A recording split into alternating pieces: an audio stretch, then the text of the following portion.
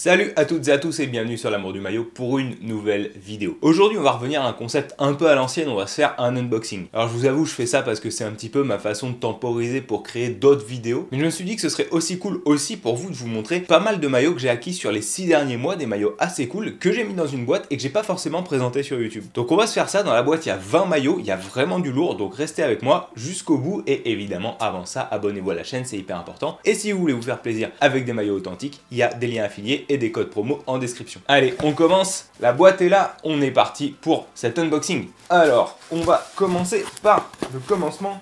Premier maillot, vous reconnaissez évidemment puisqu'il s'agit d'un maillot du Stade Malherbe, maillot 2003-2004. Alors pour l'anecdote, ce maillot-là, je le cherchais depuis très longtemps. Je le cherchais dans une config particulière. Je le cherchais soit sans sponsor, soit évidemment en version portée. Et ces maillots-là, plus le temps passe, forcément, plus ils sont compliqués à trouver, surtout dans un bon état et surtout à ma taille. Et celui-là, c'est du L et je l'ai trouvé sur Vinted. Et je suis pas mécontent de l'avoir trouvé puisque c'est le maillot qui était porté lors du tout premier match de championnat que j'ai vu à Dornano. Mon premier match à Malherbe, c'était un match de Coupe de France en 2002-2003 contre Auxerre. Et mon premier match de championnat, c'était un match de Ligue 2 contre Saint-Etienne en 2003-2004. Et ce maillot, je le trouvais très cool. D'ailleurs, vous voyez à l'écran qu'il ressemble énormément à celui de la saison suivante. En fait, il n'y a que quelques détails qui changent, mais c'est un maillot que j'aimais beaucoup et qui me rappelle énormément de souvenirs. Donc, je suis super content de l'avoir trouvé dans la config que je voulais, c'est-à-dire sans sponsor. Allez, on passe au suivant. Du coup, prochain maillot.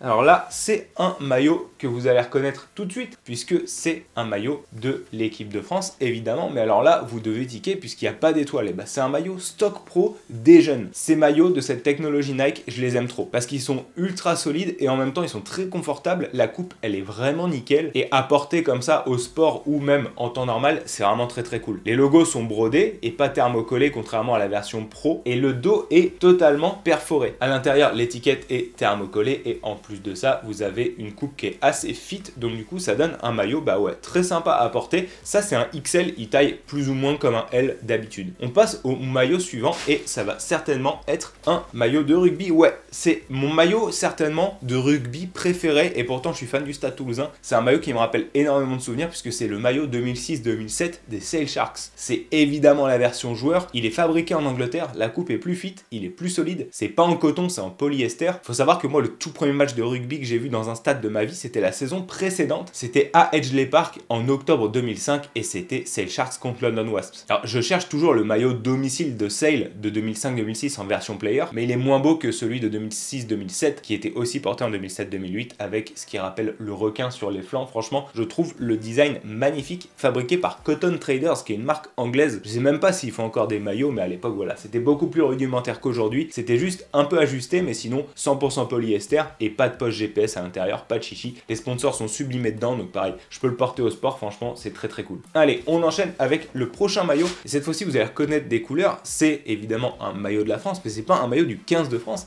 c'est un maillot de l'équipe de France de rugby à 7. C'était le tout premier maillot Lecoq Sportif de l'équipe de France de rugby à 7, donc pour la saison 2019-2020. Et ce maillot, franchement, je trouve que le design était vraiment très cool. Je pense que de tous les maillots de rugby à 7 de l'équipe de France, c'est mon préféré peut-être avec celui de 2024 qui était porté, là, le bleu marine qui était porté en HSBC 7, il était très cool. Mais celui-ci, c'était le dernier avec l'ancien logo et il reprenait le drapeau français avec le 7 et surtout, c'était la version player. À savoir que la version player était fabriquée en France. Et ce qui était très cool de la part de Lecoq Sportif, c'était que la version réplica, je l'ai eu dans les mains et elle ressemble trait pour trait à la version player qui est fabriquée en France, donc c'est très compliqué de les distinguer. Peut-être qu'à l'intérieur, il y a juste le fait que ces coutures-là soient bleues, mais sinon, en vérité, les maillots sont vraiment à l'identique, que ce soit dans le textile, dans les coutures, dans la coupe. Bon, celui-ci, je tenais en tant que collectionneur à l'avoir en mode Made in France, mais je le trouve très très cool et si vous le trouvez en réplica, vous pouvez vous en sortir à un bon prix et trouver un maillot très sympa. Allez, on revient au foot pour le nouveau maillot et là c'est un maillot, encore une fois un maillot Stock Pro que j'ai eu après mon retour du Portugal, le dernier jour où j'étais au Portugal. Pour l'anecdote, je vous ai raconté l'histoire en vidéo. Je me trouvais à l'aéroport de Lisbonne et j'avais pas ramené de maillot de Porto ou de maillot du Sporting. Et je savais qu'il y avait une boutique de foot dans l'aéroport, donc j'y suis allé et les prix étaient complètement délirants, c'était hallucinant. Du coup, je suis revenu sans maillot du Sporting ni maillot de Porto. Maillot de Porto, j'ai toujours pas. Par contre, comme j'étais décidé à trouver un maillot du Sporting, j'ai checké Vinted ce jour-là à l'aéroport et j'ai trouvé ce maillot Stock Pro du Sporting pour seulement 20 €. Le maillot est sans sponsor, c'est ce qui fait qu'il est Stock Pro parce que sinon, au niveau des technologies, c'est exactement le même que ce qu'on trouvait en boutique. Et justement, à cette boutique qui se trouvait à l'aéroport, il y avait ce maillot précis. Sauf qu'il était vendu à un prix genre 100 ou 120 €. C'est le maillot d'il y a 2 saisons ou 3 saisons, je crois. Et je trouve qu'il est très cool. Il reprend vraiment les couleurs typiques du Sporting avec avec les rayures là. Je crois que c'était le maillot qui était porté en Europa League quand ils avaient mis ce but de fou contre Arsenal, mais franchement le maillot est très sympa et il reprend la même technologie que le maillot espoir de l'équipe de France avec le dos perforé. Ça c'est quelque chose que j'aime beaucoup chez Nike, quand il y a un petit peu de travail comme ça et une coupe un peu sympa, c'est très cool. C'est un XL, il est moins fit que l'autre, l'étiquette est pas thermocollée à l'intérieur, mais ouais, il est très sympa, le logo est en plastique et il est thermo, ça c'est brodé. Franchement ouais, c'est un maillot très cool que je peux porter au sport, ça me fait super plaisir de l'avoir. Et en plus de ça, il vient compléter ma collection des maillots du Portugal. Allez, on enchaîne sur un nouveau maillot. Bah vous reconnaissez forcément, maillot du Stade Malherbe, saison 2021-2022, le tout dernier maillot Umbro du Stade Malherbe. Ce maillot là, c'est un de mes maillots préférés avec le 2022-2023 de Kappa, j'aime trop le col, j'aime trop la coupe, je le trouve très stylé et surtout j'ai réussi à l'avoir sans le sponsor Star Wars devant. Faut savoir qu'il était commercialisé comme ça, donc avec seulement les sponsors du haut et le sponsor manche pendant à peu près un mois en début de saison, le temps qu'on trouve un sponsor. Pareil, c'est un XL, je l'ai trouvé pour 20 € je crois sur Vinted ou 30 €. Donc ce qui est très cool, c'est que ça me fait un maillot à porter comme ça à la cool. Je suis très content de l'avoir. En plus de ça, il est pas non plus trop grand pour un XL. Bon, moi c'est un peu les tailles que je porte, donc ouais, je le trouve franchement très sympa, je suis très content de l'avoir. J'ai déjà en config full patch avec Mendy dans le dos et donc ouais, l'avoir comme ça en taille XL pour le porter, je suis très content. On passe à un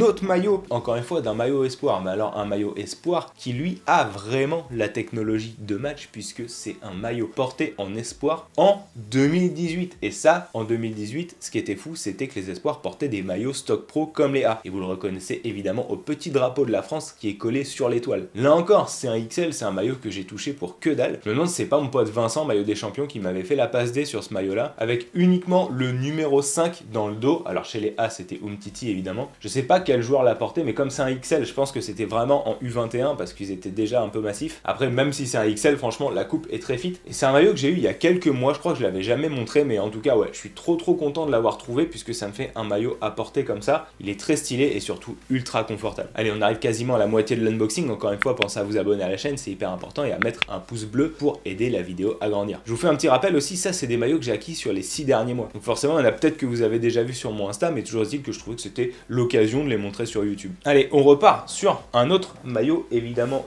de mon club, et celui-ci, il a la particularité d'avoir été porté, puisqu'il a été porté par Quentin Dauvin, et ces maillots-là n'étaient pas commercialisés. C'est le maillot domicile, mais avec le sponsor extérieur. Après avoir fait mes recherches, je pense au vu de la disposition des flocages, donc ça c'est un petit conseil que je vous donne quand vous essayez un peu de repérer si un maillot a été porté, essayez de voir sur les maillots à rayures, ça marche très facilement, l'alignement des flocages. Vous prenez un repère comme ça et vous essayez de voir où se placent les autres lettres. Pareil sur le Saint-James, vous faites ça un petit peu avec tous les éléments, le placement du badge aussi sur la manche, la hauteur pour voir à peu près. Et je pense que ce maillot a été porté contre Ajaccio. Le maillot est en super état, Daubin en plus c'était un joueur qui était assez sympa, et puis bah je pense que le maillot il prend une toute autre dimension avec le sponsor Saint-James, franchement ça change tout, donc ouais, très content de me retrouver avec ce maillot dans ma collection, pareil, qui est très cool. Il y a des petites traces, hein, il a été porté en match, il y a des petites traces dessus un peu, et j'ai trouvé ça sur Vinted, pareil, un collectionneur qui revendait ça, donc j'étais ultra heureux de l'ajouter à ma collecte. On repasse sur un maillot d'un club que j'ai jamais présenté en vidéo, ou peut-être une fois il y a très longtemps, et ce maillot là vous le reverrez dans une autre vidéo puisque je vais en reparler en détail. Vous reconnaissez peut-être le sponsor si vous êtes un geek de maillot, c'est le maillot Away de l'Union Saint-Gilloise. Alors c'est le maillot qui était porté l'année dernière et cette année, création de Nike, et la raison pour laquelle je voulais mettre la main dessus, c'est parce que j'étais très curieux de la manufacture de ce maillot, parce que c'est que depuis récemment que Nike fait des maillots un peu personnalisés. Ce maillot c'est pas un maillot template à proprement parler, ce design là a été uniquement fait pour l'USG. Mais encore une fois, je vous le redis, je reparlerai en détail parce que ce maillot a plein de particularités et surtout il illustre en fait les nouvelles stratégies de Nike pour équiper les petites équipes. J'en reparlerai dans une autre vidéo. Sachez aussi que je l'ai eu grâce à un code pour mon anniversaire, donc j'ai même pas eu à attendre le Black Friday, ils m'ont offert moins 20% je crois, donc je l'ai pas payé si cher que ça. Et pour l'anecdote, les maillots ils ont beau être neufs, et bah ils arrivent sans étiquette. Allez, un autre maillot, et cette fois-ci on repart sur une sélection maillot qui me rappelle beaucoup de souvenirs, puisque c'est le maillot domicile Dry-Fit ADV du Brésil. Alors ce maillot là, il y a un truc, un détail qui fait pour moi la différence, c'est le bouton. Le fait d'avoir repris le drapeau du Brésil pour mettre le bouton sur le col, je trouve que c'est une idée qui est incroyable. En plus de ça, avec les motifs un peu léopard là sur le maillot, ce maillot je l'avais eu pendant la Coupe du Monde de foot en 2022 et je l'avais fait floquer Vini et je l'avais eu en M, et en fait le truc c'est qu'il était devenu un peu trop petit et je voulais absolument le retrouver en L, et je l'ai retrouvé en Dry-Fit ADV. Je suis trop content en L, et il est ultra confort à porter, et surtout je trouve qu'il est vraiment trop beau quoi. Alors malheureusement le Brésil avait fait une Coupe du Monde un peu rincée à cette époque là, il s'était fait égaliser dans toute fin de match par la Croatie, après il s'était fait éliminer il me semble, mais il est vraiment très joli. Je trouve que Nike avait vraiment réussi ce maillot là. Je sais qu'il y en a beaucoup qui n'aiment pas les nouvelles teintes de jaune pour le maillot du Brésil, moi j'aime beaucoup. Et s'il y a un maillot que j'aimerais bien aussi ajouter à ma collecte, c'est le maillot en version player du Brésil mais actuel, le 2024. Je le trouve magnifique, mais bon, encore une fois, comme vous savez, j'achète plus trop les maillots plein pot, donc il faudra que j'attende de voir si un jour il y a une bonne affaire ou une occasion. Mais celui-ci, je suis très content de l'avoir eu puisque il vient combler un trou dans ma collection. Il me le manquait ce maillot là parce que je l'avais eu en 2022 et ça me rappelle Coupe du Monde en hiver. Je sortais de cours, enfin je donnais cours à l'époque à la fac, je sortais, je l'avais eu chez Espace Foot, je voyais dans les bars les matchs qui passaient à la télé alors que j'allais prendre mon train pour rentrer. Enfin ouais, plein de souvenirs. Je regardais les matchs pendant que j'étais à la gare, c'était assez cool cette époque. Et on reste sur la Coupe du Monde 2022 puisque évidemment Nike avait aussi fait cette bombe pour l'équipe de France, ce maillot que j'ai aussi en version player. Alors j'aimerais énormément un jour mettre la main sur un stock pro, mais les stock pro de 2022 sont super rares, j'en ai vu que très peu fuiter. Donc en attendant, le player boutique fera l'affaire de toute façon, même si je top sur un stock pro. Je garderai celui-ci pour le porter parce qu'il est très cool, ultra confort encore une fois, et puis je le trouve très subtil, très réussi. Le design est vraiment magnifique. En plus de ça, je trouve qu'ils ont optimisé la version player pour mettre les espèces de design là. Je sais pas si ça rappelle des lauriers, mais en tout cas c'est vraiment très joli avec les logos un peu iridescents comme ça. Le maillot, il a vraiment tout pour être réussi, avec ici le petit drapeau de la France sur la manche. Je trouve que ça c'est très classe. Le seul truc qui est un peu dommage, et ça c'est le cas depuis 2016 il me semble, c'est que les versions player boutique elles sont plus ajustées.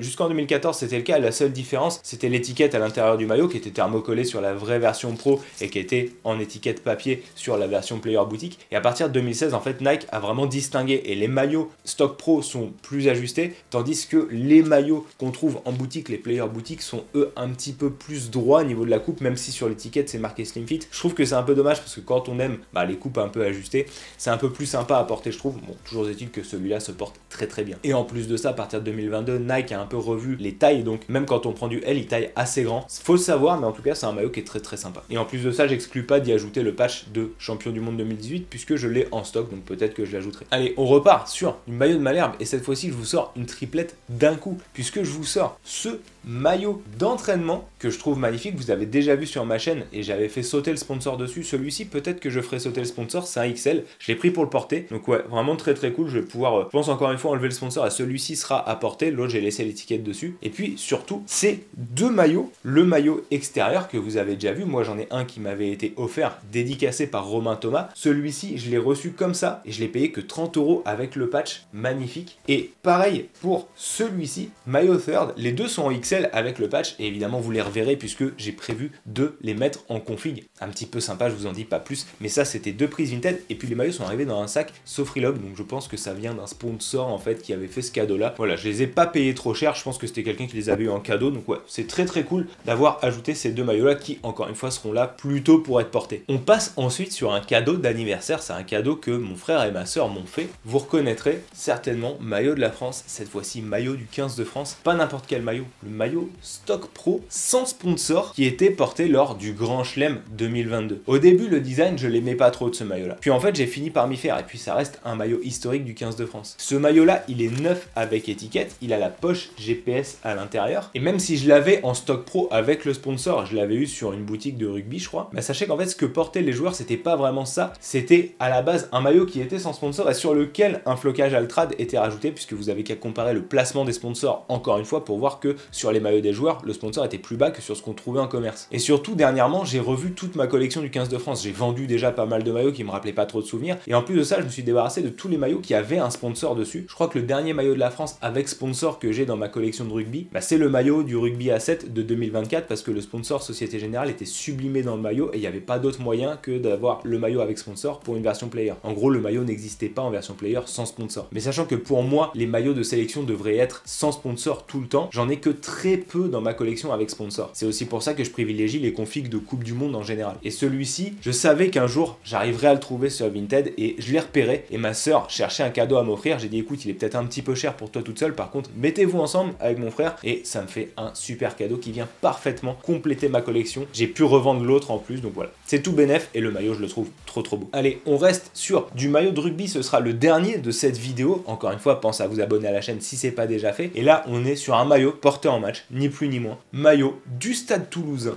2018-2019, maillot third en config championnat. Il n'a pas été porté beaucoup le maillot rouge en championnat, il a été porté que lors de 2-3 matchs il me semble. Par qui il a été porté, j'en sais rien, peut-être qu'il est juste préparé, je sais pas non plus. En tout cas, ce maillot, je le trouve très très cool et surtout, je suis trop content de l'ajouter à ma collection parce qu'en fait, je suis arrivé à Toulouse en 2017 et 2017-2018, 2018-2019, c'est vraiment les saisons qui m'ont le plus marqué. Le premier truc que j'ai fait en arrivant à Toulouse, c'était d'aller voir un match de rugby. J'ai très vite pris mon abonnement au stade Ernest Wallon et j'allais tout le temps au stade lors des 2 premières saisons. La 3e avait été annulée par le puis ensuite j'ai déménagé loin du stade, donc j'y vais un petit peu moins souvent. Mais à cette époque-là, j'y allais tout le temps. Et je me suis fixé comme objectif d'obtenir les maillots domicile, home et third de ces 2 saisons-là, 2017-2018, 2018-2019. Mais en version player. Et c'est là que c'est intéressant, parce qu'il n'y avait que les maillots domicile qui étaient commercialisés en version player à l'époque. Le away et le third, pour les avoir, il faut soit les avoir en config porté, soit réussir à topper un stock pro via quelqu'un qui a réussi à en choper un et qui le revend derrière. Et du coup, j'ai complété la triplette de 2018-2019. Je les ai enfin tous. Il m'en manquera plus qu'un, c'est le away de 2017-2018 il me semble. Et donc voilà, coupe un peu plus fit avec les grippes partout, le patch du top 14. Le vendeur a accepté de me faire une ristourne en plus, donc j'étais très très content de l'obtenir. Et vous voyez avec la poche GPS qui dit XLT, donc XL Tall, qui veut dire XL mais pour les joueurs de grande taille, donc typiquement les 2e lignes. Et ça c'était vraiment des tailles qui étaient introuvables et qui étaient typiquement destinées au stock pro. Le maillot est dans un état assez correct, il y avait qu'un flocage qui se décollait un peu mais je l'ai recollé. Et sinon dans l'ensemble, bah ouais, franchement le maillot, je le trouve trop beau, il me rappelle énormément de souvenirs, l'étiquette dorée en bas du maillot, voilà, l'élastique en bas du maillot, donc maillot qui vient parfaitement compléter ma collection du Stade Toulousain. Allez, on repart sur du maillot de foot, et là je vous promets qu'il y a vraiment du lourd. Il me semble qu'il reste 4 maillots dans le colis, je vais vous présenter ça tout de suite. Allez, on commence par un maillot que vous allez reconnaître immédiatement, puisque c'est un maillot qui est encore porté, c'est le maillot de l'équipe de France, mais en config espoir. On revient sur peut-être ma disposition préférée sur les maillots de la France ces dernières années. Je trouve que depuis 2018, les maillots de jeunes sont vraiment très bien. Soit c'est du stock pro, soit c'est une config hybride qui est vraiment fit, donc qui est vraiment ajustée. Avant 2018, les configs de jeunes n'étaient pas terribles. Je trouve que c'était vraiment du réplica basique, coupe droite, enfin ça rendait pas trop bien. Là, on passe un cap parce qu'en plus de ça, les logos sont pas brodés sur le maillot. Ils sont thermocollés dessus comme sur les maillots pro. C'est vraiment les mêmes logos que sur les maillots pro, sauf que il n'y a pas les étoiles.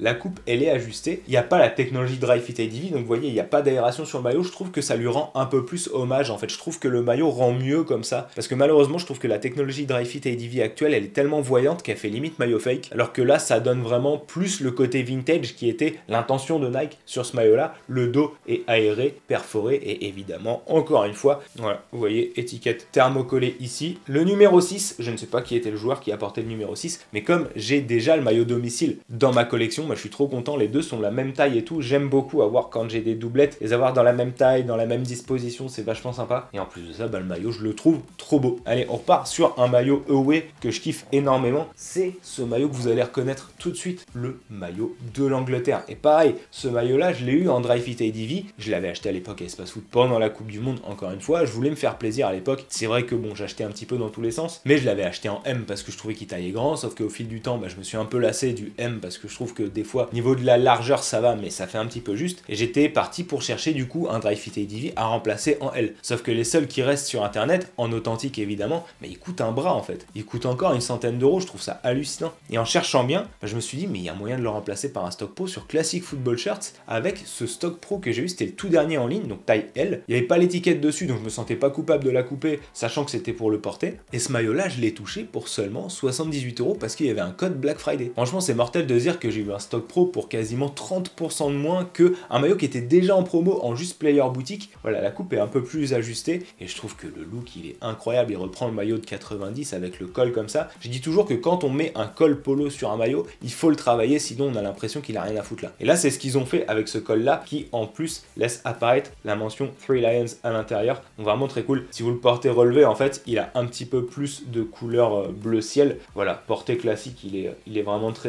beau. C'est dommage que l'Angleterre l'ait pas porté à la Coupe du Monde, mais je trouve que c'est un maillot qui est vraiment incroyable. Je l'ai déjà dans ma collecte avec un flocage Harry Kane et les patchs officiels de la Coupe du Monde. Donc celui-ci viendra parfaitement remplacer le maillot de l'Angleterre que j'ai vendu en plus entre temps, donc nickel. Allez, il nous reste 3 maillots à montrer et là on va repartir sur du lourd et encore une fois sur un cadeau. Et cette fois-ci c'est un cadeau de ma maman que je salue évidemment, qui regarde mes vidéos. Ce maillot du Stade Malherbe 2007-2008 manche longue qui a été porté ou préparé, je pense qu'il a été porté de toutes les recherches que j'ai pu faire et surtout dédicacé, donc dédicacé par toute l'équipe et porté par Yoann Gouffran. Cette saison-là, Yoann Gouffran portait du M en manche courte principalement et portait du L en manche longue. Le flocage, on le reconnaît, c'est un placard, il n'a pas été fait en lettre à la boutique. Et surtout, le logo du Stade Malherbe ici est brodé. Je vais vous montrer la couture à l'intérieur, alors que sur la plupart des maillots de boutique, en fait, c'était juste un logo en tissu qui était thermocollé. Tandis que celui-ci a vraiment été brodé sur le maillot. On voit que la couture est plus épaisse, c'est plus robuste. Donc vraiment, ça, c'était les maillots qui étaient destinés au stock pro, surtout en début de saison. En fin de saison, les joueurs portaient des maillots avec le logo thermocollé parce qu'ils avaient certainement tout donné. Mais ça, c'était vraiment les maillots du stock pro. Il est vraiment trop beau. Et surtout, les dédicaces, ce qui est cool, c'est que je sais que c'est des vrais en fait. Je peux les reconnaître parce qu'à l'époque, je passais ma vie aux entraînements de Malherbe et j'allais faire signer mes maillots, mes posters ou ce genre de choses. Là, on reconnaît, voilà, Nivet, Sub, Florentin. Bon, quand on est fan d'un club comme ça, c'est toujours très cool de mettre la main sur ces maillots-là. Généralement, les maillots dédicacés, c'est pas trop mon délire. Mais là, je trouve que ça va super bien sur le maillot. Benoît Costil, voilà, je reconnais Vincent Planté, que j'adorais, qui pour moi est mon gardien préféré de l'histoire de Malherbe. Et puis surtout, Yoann Gouffran, moi, c'était mon joueur préféré quand j'étais jeune. Il était incroyable, il était vraiment, vraiment incroyable. Le maillot est dans un état clinique. Vraiment, les sponsors sont hyper bien conservés. Le Samro sur la manche et tout. Enfin, ouais. Maillot magnifique que je trouve top et qui me rappelle énormément de souvenirs. J'étais abonné à Dornano cette saison-là, la saison où on était remonté en Ligue 1, on pratiquait un super beau football, on avait battu le PSG 2 fois à domicile à l'extérieur, on avait mis 5-0 à Bordeaux, c'était vraiment une saison pleine d'émotions, on avait battu Monaco 4-1 à domicile, enfin ouais, il y avait vraiment beaucoup de souvenirs. Je crois que j'avais vu tous les matchs cette saison-là à Dornano, ça fait toujours plaisir de mettre la main sur ces maillots-là. Et on va finir la vidéo sur une doublette, je vais vous montrer 2 maillots d'un coup, vous allez très vite comprendre pourquoi, puisqu'il y a ça et il y a évidemment ça. Vous avez l'impression que je vous l'ai déjà montré dans la vidéo, mais on est sur la doublette des maillots stock pro de l'équipe de France 2020, qui est pour moi la plus belle doublette signée Nike peut-être, avec, allez, peut-être 2011, c'était vraiment sympa le début avec la marinière, mais cette doublette je la trouve magnifique, et donc c'est du stock pro. J'ai mis des plombes à trouver ces maillots-là en stock pro. Je salue mon pote Seb qui m'a permis de les avoir, l'étiquette thermocollée. Là, vous avez le maillot en stock pro, évidemment, avec aussi l'étiquette thermocollée à l'intérieur. Là, les deux sont en XL. Est-ce que je vais les customiser ou pas? Je sais pas. Parce que j'ai les flocages d'Olivier Giroud qui vont sur le extérieur et sur le domicile. J'ai les patchs champion du monde qui vont sur l'extérieur et sur le domicile. Maintenant, j'ai pour tradition un peu de garder la doublette des maillots stock pro quand je finis par les trouver vierges. Alors, idéalement, neuf avec étiquette. Le domicile est pas neuf avec étiquette. L'extérieur l'est. Mais surtout, je sais que Giroud, lors de son retour en 2022, il y avait eu une saison de pause, je crois, où il était plus appelé en équipe de France. À partir de 2022, il a porté du XL. Avant ça, il portait du L. Et comme vous savez que je suis un petit peu maniaque et que j'aime mettre mes flocages correspondant à la taille du maillot, du coup, ce serait parfait. Sauf que le maillot domicile, j'en ai déjà un qui a été préparé pour Kimpembe. Et je me demande si c'est vraiment, ça vaut vraiment la peine, en fait, de les pimper ou quoi. Peut-être attendre d'en trouver d'autres, je sais pas encore. Toujours est-il que je suis trop content de les avoir trouvés. Et pour l'anecdote, en fait, les maillots, en plus d'être un petit peu plus cintrés que les Player Boutique et d'avoir l'étiquette thermocollée, il y a une sorte de différence au niveau du badge, où là, il est en relief alors que c'est juste un sticker sur la version Player Boutique. Le FFF est un poil plus petit que sur la version Player Boutique. Les étoiles sont un poil plus petites que sur la version Player Boutique. Et c'est la même sur le maillot extérieur. Le logo est pas juste un tissu qui est apposé en 2D, mais vraiment il est un peu en 3D, voilà, il y a des reliefs au niveau du coq. Le FFF est plus petit, les étoiles sont plus petites. Je trouve que le maillot, il est incroyable. Alors, pour une raison que j'ignore, les deux sont XL et le extérieur taille plus grand que le maillot domicile. C'est quelque chose que je ne saurais m'expliquer, mais en tout cas, voilà. Je suis trop content d'avoir ajouté ces deux maillots. Je suis content de terminer cette vidéo où là, je vous ai fait un unboxing de fou furieux. Voilà, de vous montrer des maillots que j'ai ajoutés à ma collection dernièrement. Alors, il faut savoir aussi que tout ça, ça a été financé aussi par énormément de maillots que j'ai revendus de ma collection. Vous avez vu, il y a beaucoup d'équipes de France, beaucoup de Toulouse, beaucoup de Malherbe, parce que c'est là-dessus que je réaxe ma collection sur mes clubs à moi. Mais en tout cas, ça me fait trop plaisir de vous avoir montré ça en vidéo. Dites-moi en commentaire, surtout que là, il y a Noël qui arrive et tout, s'il y a des maillots qui vous tiennent à cœur. Vous avez vu aussi des maillots assez banals dans ma vidéo, mais des maillots qui me rappellent des souvenirs. Dites-moi en commentaire si en 2024, vous avez fait des prises qui étaient vraiment très cool. Encore une fois, pensez à vous abonner à la chaîne, c'est hyper important pour l'aider à grandir, le pouce bleu, la cloche, et nous on se retrouve très vite pour reparler de maillot. Ciao!